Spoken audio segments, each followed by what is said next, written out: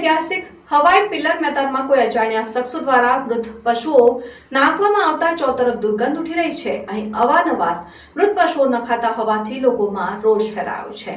ડીસાના ઐતિહાસિક હવાઈ પિલ્લર મેદાનમાં કેટલાક સમયથી દુર્ગંધ ઉઠી રહી છે। અહીં કોઈ અજાણ્યા શખ્સો દ્વારા અવારનવાર મરેલા ઢોર ખુલ્લા મેદાનમાં નાખવામાં આવે છે। હાલમાં પણ એક મૃત ગાય પડી હોવાથી ચોતરફ દુર્ગંધનું સામ્રાજ્ય ફેલાયું છે। હવાઈ પિલ્લર મેદાનમાં દરરોજ સવારે મોટી સંખ્યામાં બાંધકામ ક્ષેત્રના મજૂરો એકત્રિત થાય છે અને અહીં અવારનવાર આરટીઓ કચેરીના કેમ્પ લાગે છે। આ ઉપરાંત મેદાનની સામે ડીસાની સેશન્સ કોર્ટ સંકુલ આવેલું છે, જેથી અહીં દિવસભર લોકોની ચહલ પર રહે છે।